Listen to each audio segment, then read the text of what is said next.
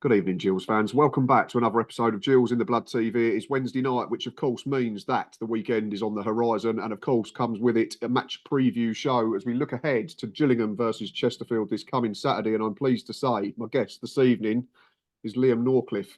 He is an adopted Chesterfield fan. He's just been telling me he works for the Derbyshire Times. I will put his Twitter handle in the description at the bottom of the video as always, so you can go and give him a follow to get a Chesterfield perspective. But first of all, Liam, appreciate your time. Looking forward to Saturday afternoon. Two unbeaten sides go head to head.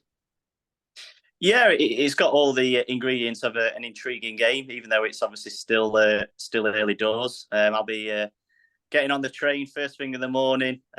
So yeah, I'm not really looking forward to that one. I'd like to meet the person who sent Chesterfield down to Gillingham for a lunchtime kickoff, but that's another story. Yeah, it's probably the same person that sent Carlisle opening day, to be fair. At least it's not a Tuesday, I suppose. That's what a lot of people say, especially from the away. I mean, you'll be in the press box, I'm assuming, but for Chesterfield fans, at least I think the sun's meant to be shining for the greatest away stand in the history of the game.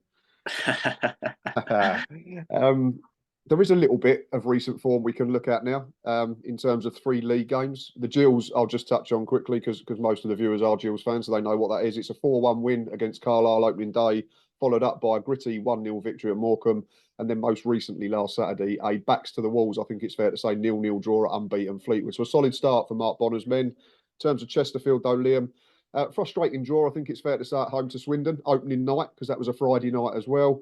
And then one of the statement results of the season so far, battering Crewe by 5-0, a side that had got to the playoff final not too long ago.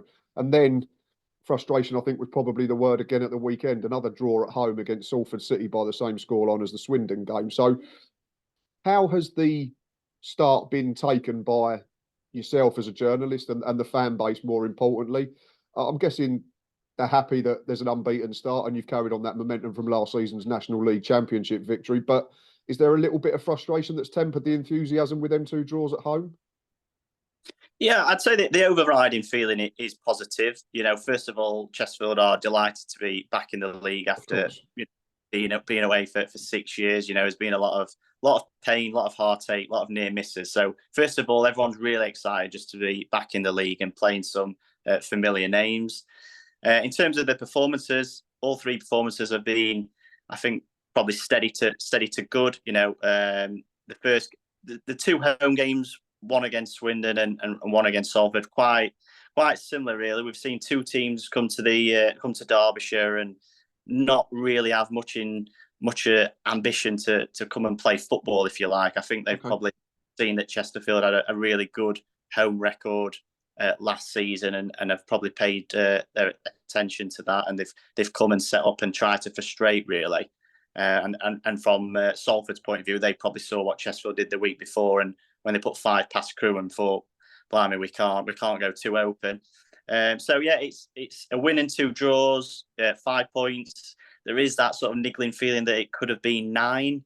You know, if you look back at the Swindon goal, it's a bit of a screamer from sort of 20-25 yards, but they've let the defender travel a long way with the ball from the halfway line. And on Saturday against Salford, they were playing against 10 men and again should have seen that one out. So there's that little sort of feeling that they should have put those 2 away and got 9 points. But overall, there's a real positive feeling about the club, about being back in the league, and also for the steady to good start that they've made as well. Yeah, I think that's probably similar to Gillingham. I mean, we battered Carlisle first time, we deserved to win, but I don't think it was a 4-1 match, if I'm honest. And then, yeah, we had to be probably better without the ball in the next 2 games rather than with it. Haven't created as much as we'd like, but again, it's the fact that we've got through them 2 games and picked up 4 points after travelling probably 1,500 miles in a week or so, with the Swansea game in between as well for the regionalised League Cup that they like to call it, which is a joke in itself. But I want to look at well, just quickly, because you mentioned about the lack of ambition from the 2 sides. So maybe an away fixture will favour you again, like it did at Crewe, because the onus would be on Gills to come out and play, and then you can maybe play on the break. But yeah, 65% on average across them 2 home games. So I can understand the frustration, because you've had 2/3 of the ball and you've created the better chances. You can't legislate for what Will Wright did opening night. He used to play for us. He never did that once in a year with us. Unbelievable goal, and he's turned into one of the best ball playing centre halves in the division for me. So good luck to him. We let him go, and he went to Crawley and got promoted. So one of them, but that's the football world, isn't it? And then, like you say, Salford has to be frustrating because you played against 10 men for the final 20 minutes. Transfer business. Obviously, there was a lot done throughout the division during the summer. I want to ask you a question because this is how I look at it, and you can tell me different. I thought maybe that similarly to Notts County when they came up with Wrexham, you've come up with a very potent attack, but maybe defensively you might get caught out a little bit more in the league, excuse me, rather than in the National League, where I think it's fair to say you can probably give up 5 or 6 chances and you might concede 1, whereas at League Two, you probably give up 5 or 6 chances, you probably concede 2 or 3. So in that sense, that's where I see the similarity. And we know how Notts County got caught out last season, scored and conceded over 80, which is why they finished sort of lower mid-table. But you seem to have made steps, as County have as well this season, a season too late though, from their point of view, to rectify that very quickly. You brought in the lad, is it Vontae Daly-Campbell at right back, who's played all 3 games so far? And the more statement one was, of course, Che Dunkley, who's come out of League One from Shrewsbury. How have they settled in, and how, in this very embryonic season so far, have they helped to hopefully rectify whatever defensive issues you may have had in the National League? Yeah, Chesterfield conceded 65 goals last season, which was a hell of a lot for a team that won the title. I think if you look back at the other teams who won the league throughout the divisions, League Two and League One, they were around the 40-ish mark. So Chesterfield probably conceded 20 odd more goals than what you'd probably like for a title-winning team. But they also scored something like 120 goals in all competitions. So it was the, it probably would be unfair to say it was just the attack which won them the league, but you can see the sort of point that I'm trying to make. And I'm pretty sure that they would have looked at maybe Notts County as an example of a team who were excellent in the National League, but also came up to League Two and conceded a lot of goals in their first season back. Paul Cook's, said that himself, that they want to keep more clean sheets this season. And they have made some additions to try and solve that. They've also, as well as the 2 players that you mentioned there, they brought in a left back from Bristol Rovers, Lewis Gordon, who's gone under the radar a little bit throughout pre-season, but he's been excellent in the last couple of games. Well, this season really, and has got the man of the match award against Salford at the weekend. So he's been another bright addition as well. But it's not just the team, as just individuals, if you like, as a team. Going into the season, the word was that Chesterfield would stick to their principles of being an attacking, possession-based team, but also would perhaps just rein it in that little bit more, just to make sure that they are a little bit more solid. And so far that they've been more than okay. Just a 1 clean sheet, but really they haven't really been under any sort of pressure or threat against Salford or Swindon. So yeah, it's sort of been the tweaks with individuals, but also with the approach that they're taking as a team as a whole as well. And you've also had a settled back 4 for the 3 league games, which is obviously going to help. I think Vontae Taylor's the only one that's changed from the first game, and then it's for the last 2, it's been the same back 4, which is obviously going to help. And you've got loads of experience in there, not just Dunkley, but obviously Tom Naylor's an adopted centre half as well, got loads of EFL experience. One other player I want to ask you about, Liam, is Darren Oldacre, obviously former Gills. We had him, he come through the youth academy and was very young. And we all, as fans, like to sing he's one of our own, but it didn't quite work out for DJ for one reason or another. I don't think his ability was ever in question when we let him go. There was always whispers, I think, at the time of perhaps it was a little bit of attitude. And he dropped into non-league and has then worked his way back up. I think when Dorking Wanderers in the National League South, National League, and then Paul Cook took a chance on him and he's flourished, I think it's fair to say, under Cookie's tutelage. So just how impressive has Darren Oldacre been now? And in terms of how far can he go in the game? Because I think he's, mid-20s now? Is League Two now his ceiling based on his age, or could he go and play in the level above? Well, it's interesting that you say about his Gills connection, because it was actually while he was playing for Gillingham that Paul Cook that he came to Paul Cook's attention, and he's someone that he made a note of and stuck him on his spreadsheet and said, I'll keep an eye on him for future years. And that's why he then went and plucked him from Dorking a couple of seasons ago. He's a lovely footballer. I'm sure you've probably got your memories of him. He's silky, he's smooth, he floats about a bit, doesn't he? Sometimes you might, if up against the physical side, maybe that side of the game could be improved a little bit. But he's a great technician. Scored a fantastic free kick recently in the AFL Trophy. Yeah, I think maybe there could be an argument that maybe if Chesterfield can keep progressing up the divisions, that'll suit him even more as more football gets played. Yeah, he wasn't necessarily a regular starter last season, but the team was changed quite a lot from week to week, despite them winning. Chesterfield could win quite comfortably, and there would still be 4 or 5 changes for the next game. Yeah. And I think he maybe was one of the players who found that difficult. He's probably one of those who needs 4 or 5 or 6 games to really get up to his rhythm. But I must say he's made a really good start to this season, alongside Ollie Banks in central midfield.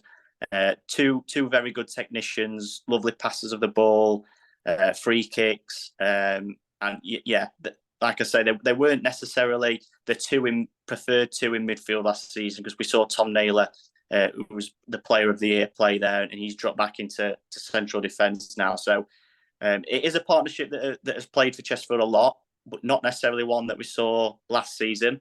But they've been given another chance this time around, and both of those two have made a real positive start. Yeah, it'd be interesting to see him back. Like I say, there was never a question about his ability. He had all the natural ability in the world. That was clear. But yeah, like I say, it's a few years ago now. DJ's a different person, and we've all moved on. But yeah, it'd be interesting to see how of course, I hope he has an absolute stinker Saturday afternoon. He's really looking forward to it as well. I know that the club have done a few little social media videos throughout pre-season and said, which game are you most looking forward to? And Old Acre has said, he's really looking forward to playing Gillingham away. So yeah, he'll be. I'm sure he'll be determined to give a good impression of himself. But yeah, we'll have to see. Absolutely. No. In terms of key players, I think the one that jumps off the page, Liam, at the moment in terms of his start is James Berry. I think who's got 3 goals already this season.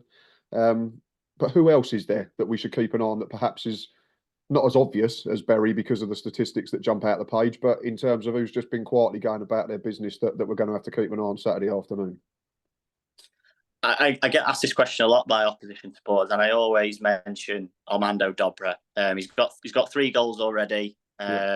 He loves the big occasion, the big game. He's predominantly played off the left-hand side, but due to sort of injuries and things like that, he's been playing it as a 10, where he has played there before. He's someone that Paul Cook plucked from Ipswich Town, where he gave him a chance there, and he's brought him across to Chesterfield. Yeah, he's a real talent for me. I think he'll go higher up with Chesterfield. Yeah, he's a dribbler.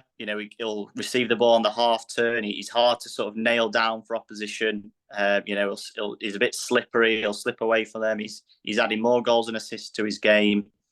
So I think he could be a name for Gillingham fans to watch out for, who they may not be as familiar with. And they've also got another winger they've just brought in from Blackburn Rovers, Dylan Markande. He comes with a glowing reputation from the Championship. Was he at Tottenham as a kid? He was at Tottenham, really highly rated. Looks like he got some fantastic goals and assist statistics.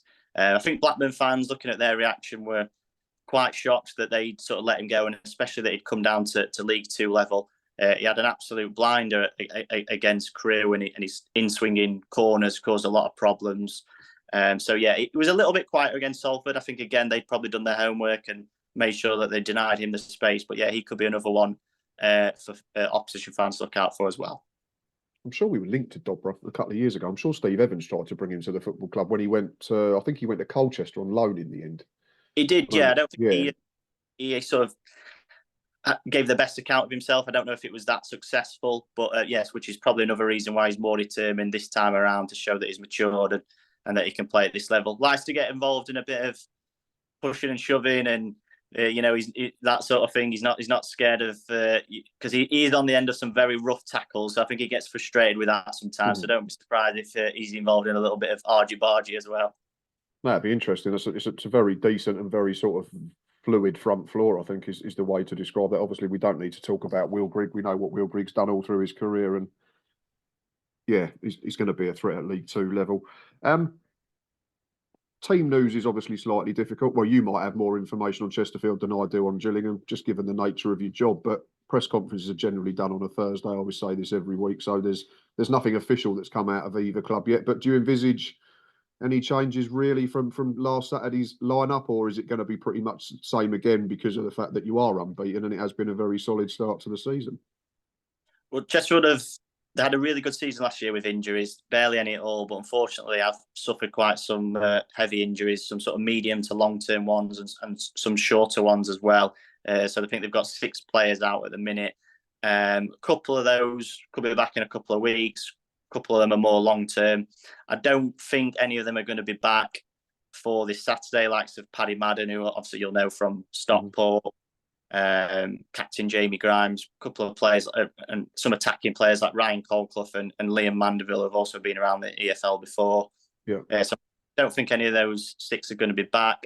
Obviously, it is the transfer window as well on Friday. The deadline's 11 o'clock, and Chesterfield are looking to bring in 2 players. They're after one of them known to be a goalkeeper and probably a forward player as well. Whether they sign in sort of in time where you would include them, maybe it'll be a bit too soon, and maybe they'll look for the following game for those 2. So if there are changes, probably not going to be that many. So very similar, I would have thought. Yeah, and it's interesting you say Paul Cook's looking at a goalkeeper, because obviously there was quite a high-profile error for the Salford equaliser at the weekend, wasn't there? I think it was Ryan Boot just let it under his body, the shot from the left-hand side. But is that, I'm assuming it's not just a knee-jerk reaction to that, and I'm assuming Cookie was looking at a goalkeeper situation before that. Yeah, I think the Salford goal is a bit deceiving, actually, because it does actually take the slightest brush off Shea Dunkley, which takes it past Ryan Boot, which unfortunately makes it like a bit of an error on TV. But yeah, it does sort of brush Shea Dunkley's hip or his arm, and it takes it to him. So yeah, but no, Ryan Boot's had a really good pre-season, a good start to the season. He wasn't the number 1 last year. They had Harry Tyler on loan from Everton. They tried to re-sign him. And he was open to coming back as well, but he's this yesterday signed for Blackpool. So yeah, they've had to move on from him. It's been a sort of an ongoing saga about the goalkeeper, whether someone would come in as a number 1 maybe, and Ryan Boot would drop to a number 2. Or maybe now with the deadline, maybe they'll look to a younger addition who could maybe be a number 2 to Ryan Boot. So it's an interesting storyline out of Chesterfield at the minute. They also had a trialist, Jamal Blackman, who's been around quite a while. Sheffield United, Rotherham, I think he started at Chelsea. Yeah. They offered him a contract, but he turned it down. So I don't know whether that was maybe like a short-term deal or maybe he's got something else in the pipeline. Okay. So yeah. So probably going to be a goalkeeper and forward player as well. Of course, Chesterfield haven't been used to having a transfer deadline. There isn't really such one in the National League until you get to about the middle of March. So you can't actually sign players throughout the whole season. So this is something that they're having to get used to as well. Yeah, it's a bit like it used to be back in the day, isn't it? I think before the transfer windows were introduced in the National League, you can just, like you say, it's just free for all until about a month before the season ends. So yeah, that'd be something that you have to get used to. But again, Paul Cook's experience, he's been at this level before, he's going to be absolutely fine with that. And yeah, I can't sit here and say that I don't think you'll have a solid season. I had you just outside the playoffs, I must admit, in my 1 to 24s at the start of the season. But I think it's such an open league that you could probably say the top 15 that anyone's predicted might think they can get in the top 7, and dare I say it, the top 3, because without the likes of Stockport, Mansfield and Wrexham, who we had last year that were big hitters at the level, it seems to be a more even playing field, I think, which makes it for a more exciting season. And I think it'll be those teams that can grind out results and just be consistent when not at their best ultimately might be the ones that are successful. In terms of our team news, again, we've had loads of injuries for quite a while now. We've had about 4 or 5 people that we've not seen at all. Bradley Dack obviously was the big signing a couple of weeks ago, is not match fit yet. 2 centre forwards, target men we've not seen in any competitive games, which means we've had to change how we play. So it'd be nice if we can get a couple of them back at least, even for the bench at the weekend. But Similarly, I can't see there being too many changes again because of the fact that these people aren't match fit, even if they're coming back and being available, and the fact that we've had a fairly decent start without them. So, similar to yourself, I don't think there'd be wholesale. It'd just be tweaks rather than massive alterations. Was just looking at previous games at the Priestfield as well. So there's been 10 fixtures going back to February '99. Obviously, the big caveat is we've not faced each other in the league, I think, since 2016-17, which I think was when we was in League One together and you got relegated and obviously dropped into the National League. But yeah, interestingly, so it's a record of played 10 in that time. Gills have won 5, 2 draws, 3 Chesterfield wins, 14 goals for Gills and 12 for Chesterfield. So it looks fairly even in that sense. The interesting thing, though, is that the first 5 of them from February, Gills won all of them. And then Chesterfield are unbeaten in the last 5 games. Both teams have scored in 7. So, yeah, it's like you said right at the top of the show, Liam, it's got all the makings of being certainly an intriguing game between what a lot of people, I think, will be 2 sides that are going to be vying for them top positions. Yeah, I think Chesterfield are definitely looking at this one as their biggest test so far. I think they were a little bit bemused at the beginning to sort of see themselves favourites. You know, as much as I know teams do well from the National League when they come up, they don't necessarily go on and just win the title again.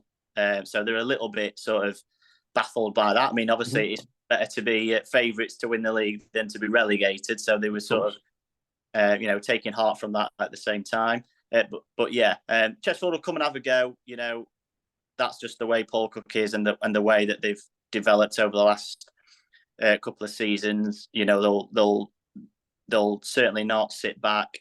Like as I said, they're a possession-based attacking team. Fullbacks will bomb on. They'll play out from the back, but not necessarily for the sake of it. You know, they like to call it sort of patience with a purpose. There'll be some nice rotations in midfield. You know, you've got the 3 attacking players that we've talked about with the likes of Markande and Dobra, and of course everyone knows about Will Grigg with 25 goals last season. So yeah, Chesterfield will come and have a go. They won't sit back. They won't do that in any games this season. I know you've said that both teams have scored in a lot of the previous meetings. So yeah, we've probably just jinxed it for a 0-0, haven't we? But hopefully not.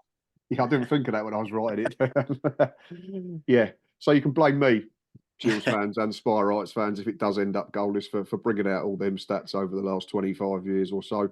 Liam, it's been really enjoyable picking your brains, mate, and I really appreciate your time. One final question before I let you go is the dreaded score prediction that I ask everybody.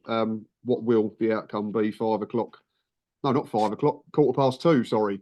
Saturday afternoon because of this new Sky Sports Plus. We kick off at lunchtime, don't we? Yeah. What's the final score going to be? Well, I would take a point, and I think most Chesterfield fans would. They're seeing this as their biggest test against a potential promotion rival who will start the season really well. So I'm going to go for 1-1, and I definitely take that as well. Yeah, I'm torn between. So we're unbeaten at the Priestfield since Boxing Day. But I think, aside from the opening game of this season, I think it was only 3 wins from 11. So there's been a lot of draws. Do you then look at the historical games that we've just mentioned? Chesterfield are unbeaten in the last 5. So I'm torn between head and heart. Head says score draw. Heart says hopefully we pinch it by the odd goal. And yes, it's my show, so I'm going to sit on the fence tonight and not actually commit to anything and then say I'm right if it's either of them. Like I say, Liam, it's been a real pleasure, mate. I've really enjoyed chatting to you. So, again, if you're still watching at this time, like I say, everybody, Gills fans, Chesterfield fans, neutrals, thank you for doing so. Please consider hitting that like button and please consider hitting that subscribe button. It is free if you've got a Google Mail account and it really helps me out on my quest to get to 4,000 subscribers by the end of the season. As I've already mentioned, Liam's details are just down there in the description at the bottom of this video. So go and give him a follow for a Spy perspective before, during and after the game. We, of course, will be inside the Men's Priestfield on Saturday afternoon. Myself, Boz, Stocky and all the gang for a match day live and then back at the weekend with Reese from German Gills to hopefully reflect on another positive Gills performance and definitely a positive Gills result. But until then, enjoy the rest of your week and up the Gills.